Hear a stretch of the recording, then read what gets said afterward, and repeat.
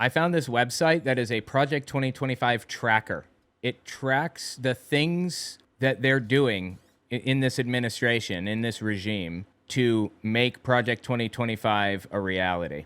I want to look at the tracker, but first, I want to talk about Anna Kasparian and her ridiculous opposition to the idea that Project 2025 is a legitimate threat. Listen to this. This is before the election. This is September 2024, leading up to the election. And then she made a comment about it after the election, too, and after Trump took office. Listen to this. There's other stuff. And like, I hesitate to even bring this up because people are hell-bent on being scared about Project 2025. But let me just be clear about something. There are all sorts of allegations about the Heritage Foundation's document, which again, they release every election cycle. This is the first time we have the Democratic Party specifically tying it to Donald Trump. Because well, okay, I'm sorry. Yeah, we have these types of documents every year, but never before have we had a document that explicitly describes how they're going to turn this into a dictatorship. That was in Project 2025. I read the first section on my Unfiltered channel and on my podcast. The whole thing, beginning to end. It described ignoring the courts when the things that you're doing that are illegal are challenged, just ignoring them. It was the guide to dictatorship, and they gave it to Donald Trump, obviously. The fact that she's even saying this tells me she has no idea what's even in it. Some of the people associated with the Heritage Foundation used to be in Trump's administration. Okay, does that mean that Trump is... You think Trump respects anyone who was in his administration? But okay, let's talk about the specific allegations that we've heard.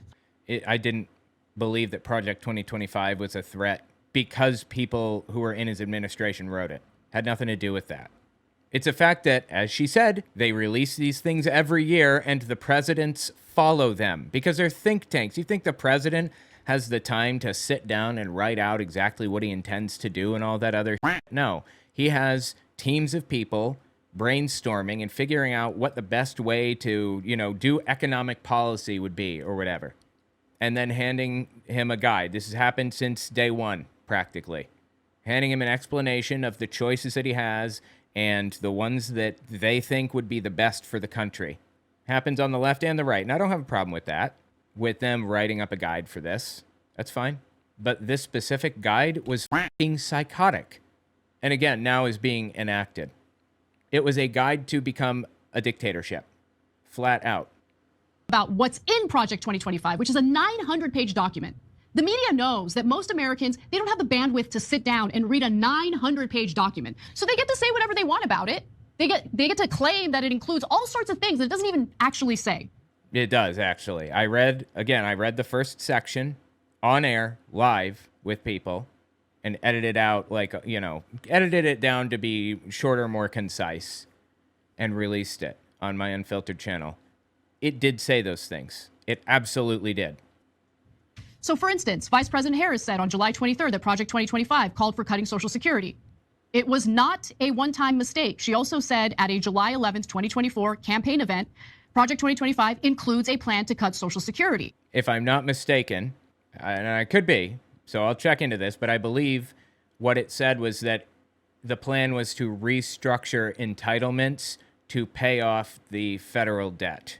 What that means is take money out of Social Security and put it into paying off the debt. Although you can't take money out of Social Security, technically, I think that's against the law. So basically, we're all paying 15% every year toward Social Security, Medicaid, and Medicare. Comes right out of our paychecks. The company pays half, and then you pay half as the employee. So you pay like 7.5% or something. It's called the FICA taxes. That's what it is, right? I think so. That money goes into a trust fund, basically, that can't be touched by the federal government. Once it's in there, they can't access it. And it pays out every year to, Social Security. It pays out in the form of like medical insurance and Social Security. But what Ben Shapiro has been talking about doing, and what I believe was in Project 2025, is they want to restructure entitlements, quote unquote, to pay out less every year and keep part of that 7.5% or that 15% total.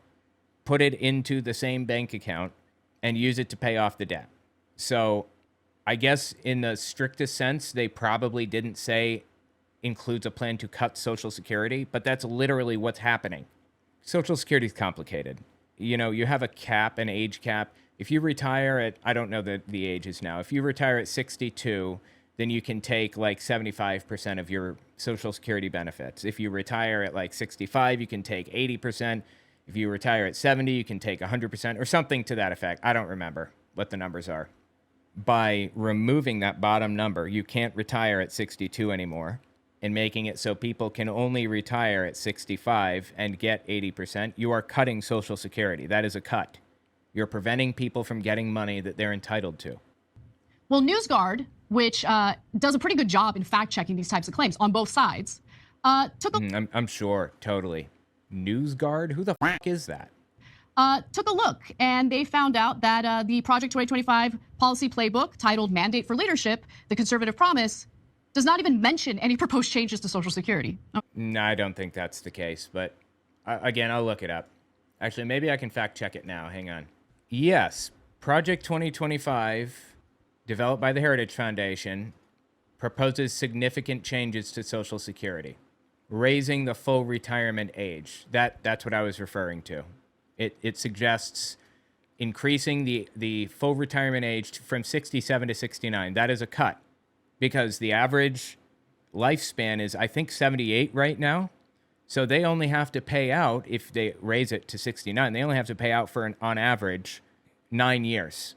They only have to pay out 9 years, as opposed to 11 years at 67. So it all evens out. People die sooner, people die later, but on average, they have to pay out 9 years worth for each person if they cut the full retirement age from 67 to 69. So they're saving, I don't know, say the person gets $3,000 a month, 12 months, 9 years. That's $324,000 total, and they're keeping $72,000. So basically, they're cutting it by 20% when they do that, is what's happening. While Project 2025 doesn't explicitly propose changes to the tax rate, it suggests a broader tax overhaul. This includes implementing a two-rate income tax system, 15% for incomes up to Social Security wage base, which is $176,000 in 2025, and 30% for incomes above that. Such a shift could impact the funding and distribution of Social Security benefits. That is not actually tied to Social Security. That's just the tax rate that they're trying to change. Administrative and structural reforms, there's a ton of stuff that they wanted to change. So this is just a flat-out lie. Is Anna aware that this is just a flat-out fucking lie? Is she the one lying, or is she the sucker who fell for somebody's lie? Security. Okay, great.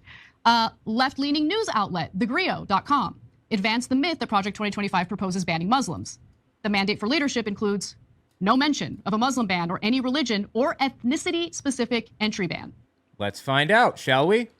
Let's see. I don't actually remember anybody saying that in the first place, but it doesn't explicitly call for a ban on Muslim immigration, but it outlines immigration policies that, if implemented, which they have been pretty much, could disproportionately affect individuals from Muslim-majority countries. Travel restrictions, specifically on certain countries, Muslim-majority countries. Stephen Miller was, dude that spray painted his hair on that one time.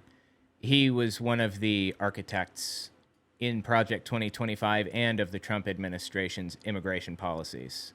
Trump signed Executive Order 14161 in January 2025, titled Protecting the U.S. from Foreign Terrorists and Other National Security and Public Safety Threats, which calls for enhanced vetting of foreign nationals and could lead to entry restrictions for certain countries. So I don't know of anybody that even said this Muslim ban thing, but even if they did, it's in there.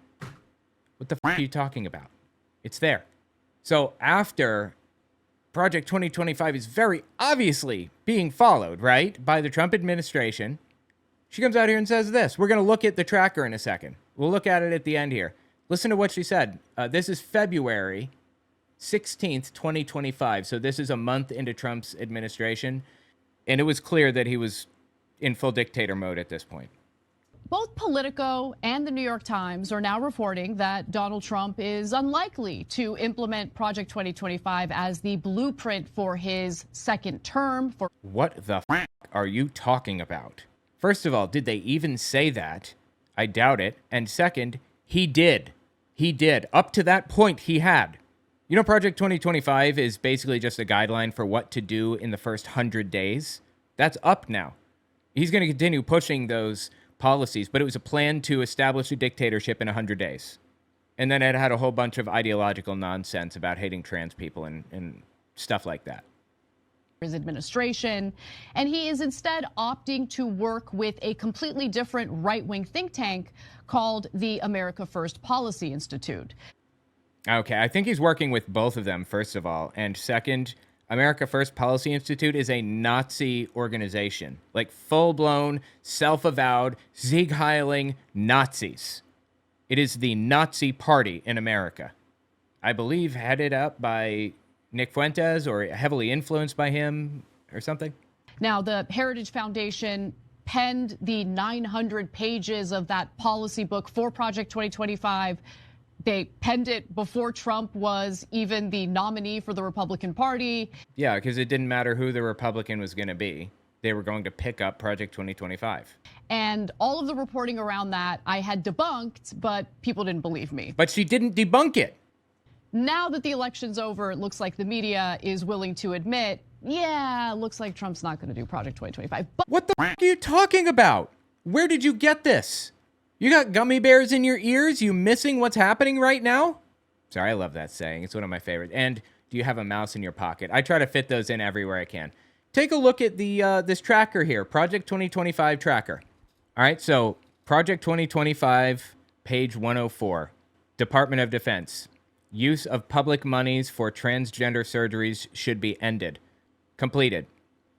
Page 50 of Project 2025. Use the Congressional Review Act to undo Biden-era final rulemakings. Completed. Note, Trump has signed bills revoking Biden-era rules from the CFPB and Department of Energy. Under the EPA, repeal energy efficiency standards for appliances. This is on page 379 of Project 2025. Completed. He signed 4 CRA resolutions to roll back energy efficiency rules. Energy Department rolling back 47 efficiency regulations. Department of Justice rescind AG Garland's policy that limited the department's ability to subpoena journalists during leak investigations.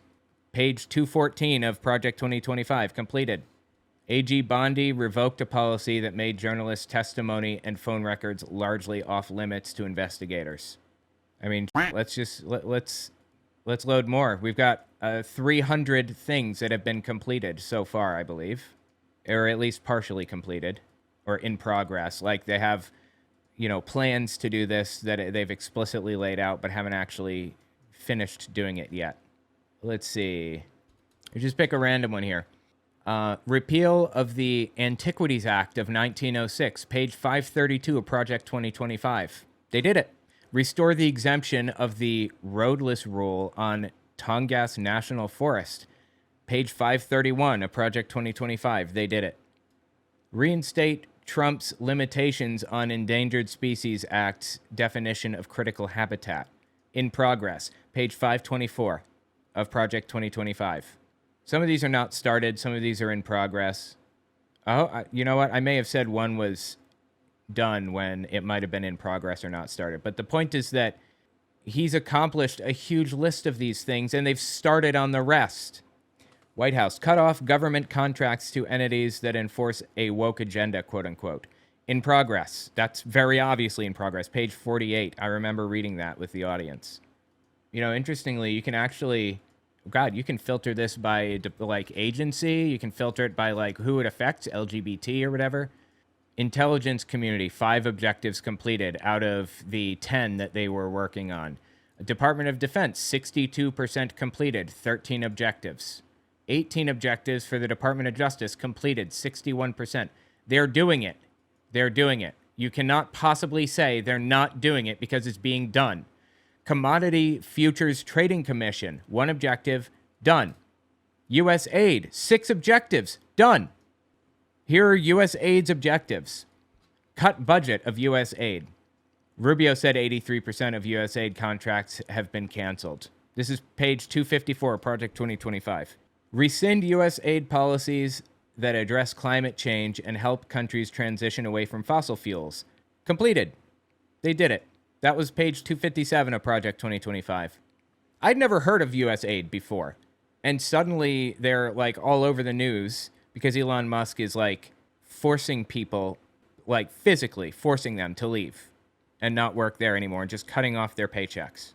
USAID was explicitly named in Project 2025 as an organization that they wanted to destroy. Eliminate Chief Diversity Officer at USAID, remove DEI requirements, eliminate funding for partners that promote discriminatory DEI practices, quote unquote. Completed. Page 258 of Project 2025. Now, just one more time. Tell me again, Anna, what you were saying. They penned it before Trump was even the nominee for the Republican Party. And all of the reporting around that I had debunked, but people... No, you didn't, because it was true. ...didn't believe me. Now that the election's over, it looks like the media is willing to admit, yeah, it looks like Trump's not going to do Project 2025. But who the f*** are you talking about? Who the f*** do you think said he's not doing Project 2025? Where'd you get this idea? This is an example of Anna flat out making up, and I'm being charitable. Just making up, or lying, or, you know, maybe just being the most gullible sucker on planet Earth to believe what she's saying right now. I'm not sure which. But what he is willing to do is potentially implement some of the policies that have been recommended by the America First Policy Institute. So I just want to address something. This is, okay, so that was before, I guess, and now this video is shortly after that last one. All right, go ahead and address it, Anna. What happens here? So I just want to address something. I was wrong about Project 2025. No fucking really? Knock me over with a feather. You were wrong? MAGA hates Project 2025, and I thought that Donald... No, they fucking don't. Who told you MAGA hates Project 2025? Where are you getting this nonsense? They love this. You think MAGA hates that Project 2025 intended to implement this? Use of public monies for transgender surgeries should be ended. Page 104 of Project 2025. You think MAGA hates this one? Remove the words sexual orientation and gender identity, diversity, equity, and inclusion, abortion, reproductive health, and gender equality from every federal rule. You think that, that's page 4 and 5 of Project 2025. You think they hated that? Where did you get this? What are you talking about? If you're going to admit you're wrong, then admit you're wrong. Don't make more up. Trump actually cared about his base, because in his first term, he seemed to be swayed by his base. He seemed to listen to his base. This time around, not so much. What are you talking about? His base is behind him all the way in everything that he's been doing. So disturbingly. So Russell Vought, as the head of the Office of Management and Budget. And one of the writers of Project 2025. And considering what he just did with the Consumer Financial Protection Bureau, makes it abundantly clear to me that they are implementing Project 2025. Yeah. So I will admit when I'm wrong, I was wrong. I totally predicted incorrectly what would happen with Project 2025. Not only did she predict incorrectly, but she flat out lied at best or believed the most ridiculous nonsense imaginable. This should never, ever happen for a political commentator to be so flagrantly, blatantly, objectively wrong and confident in being that wrong. That should never happen. There are very few hills that I will die on because my mind can be changed on pretty much any subject. All you got to do is show me the evidence and explain it to me, and if it's convincing and compelling, I'll agree. I will flip on a dime. That's it. Anna Kasparian is so confidently wrong in everything that she says. It is absolutely disgusting. You need to retire, Anna. You should have never been on like a public platform in the first place. Nobody should have ever listened to you. Certainly shouldn't listen to you now because you're a joke of a human being and a joke of a broadcaster. Anyway, tell me what you think about it in the comments.